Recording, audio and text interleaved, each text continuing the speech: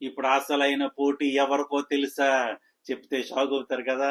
చెప్పాలని నాకు ఆనందంగా ఉంది. ఉర్రూతలూగిపోతున్నాను. అసలైన ఇండియన్ పోటీ రెబల్ స్టార్ ప్రభాస్ తో పడింది అల్లు అర్జున్ కి. ఒక సైడ్ నుంచి రెబల్ స్టార్ ప్రభాస్, ఒక side Allu Arjun.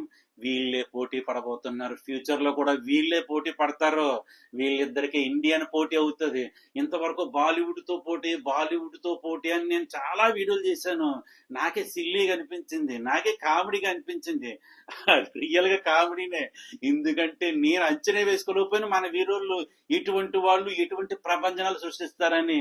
I'm guilty, నేను నిజంగా గిల్టీ అవుతున్నాను, గిల్టీగా ఫీల్ అవుతున్నాను.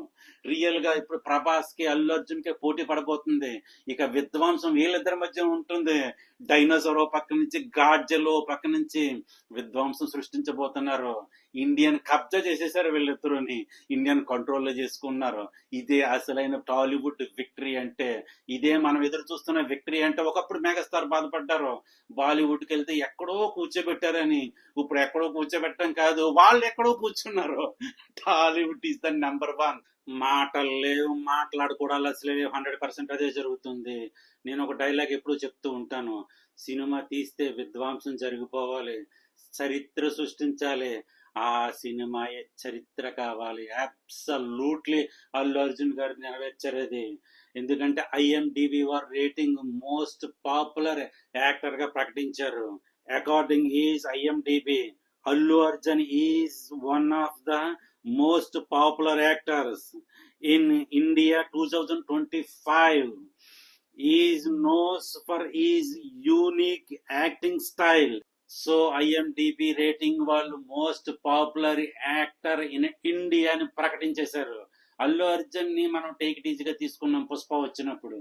కానీ అల్లు అర్జున్ స్వాగ్ చేయని మనిషి లేడు. తగ్గేదే లేని పిల్లల కాడి నుంచి ముసలోళ్ళ వరకు, క్రికెటర్ కాడి నుంచి ఇండియన్ హీరో వరకు, వరల్డ్ లో ఉన్న యాక్టర్స్ అందరూ అల్లు అర్జున్ స్వాగ్ ను ఫాలో అవుతూ వచ్చారు.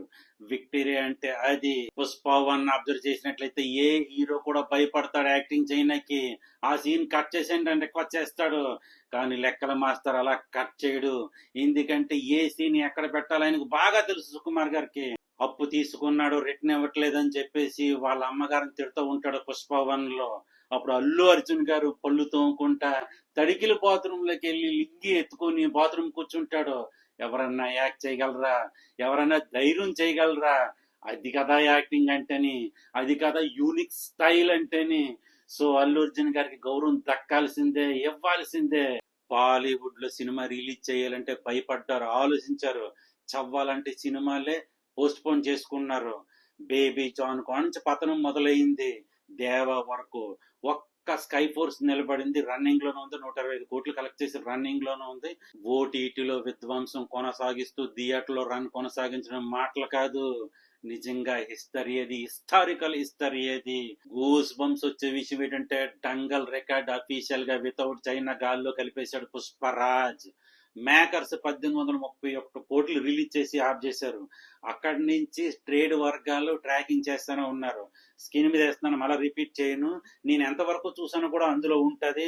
47 days కి 1863 కోట్లు కలెక్ట్ చేసిందని వేశారు. పోస్టర్ రిలీజ్ చేయనందుకు వాళ్ళ బాధపడి ట్రాక్ ఆఫ్ చేశారు.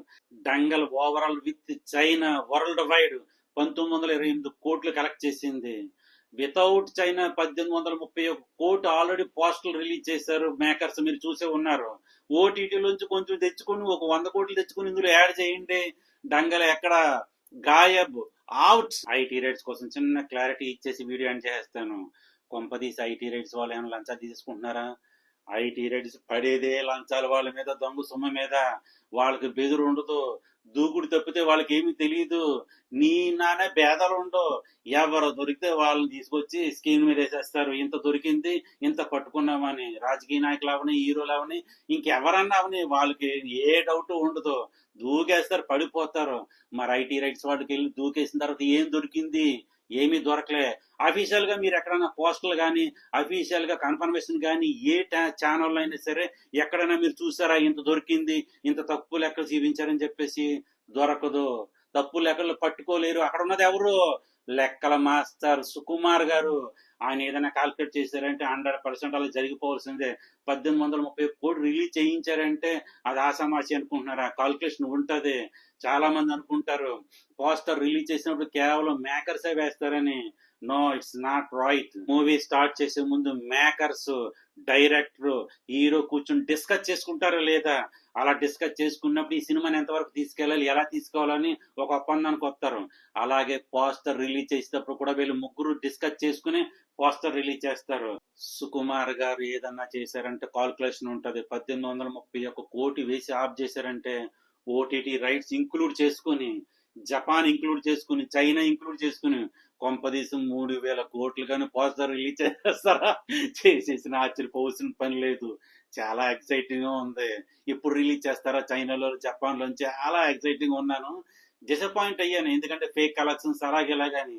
ఇప్పుడు ఎవరు ఫేక్ కలెక్షన్ కోసం మాట్లాడట్లేదు, గూజ్ బంప్స్ ఇచ్చేస్తున్నారు. మీడియా వాళ్ళందరూ గుఫ్ఫని లేసి అందరూ ఒకేసారి వీడియోలతో విధ్వంసం చేసేస్తే చాలా బాధపడ్డాను. ఫేక్ కలెక్షన్స్ అంటే చాలా సఫర్ అయ్యాను. కానీ ఐటీ వాళ్ళు ఏమీ పట్టుకోలేకపోయారు, ఏమి పట్టుకోలేరు కూడా అని చెప్పి తెలిసిన తర్వాత మీడియా వాళ్ళందరూ సైలెంట్ అయిపోయి ఇప్పుడు సంధ్య థియేటర్ లో అలా లేచిపోయింది. సంధ్య థియేటర్ లో బ్లూస్ వంశ్ వస్తుందని, ఓటీటీలో విధ్వంసం చెలరేగిపోతుందని మళ్ళా స్క్రీన్ మీదకి వచ్చేసారు. ఈ మీడియా వాళ్ళ బలెటోళ్ళబ్బా. చిన్నది ఏదైనా పాయింట్ దొరికితే సర్వనాశం చేసేస్తారు.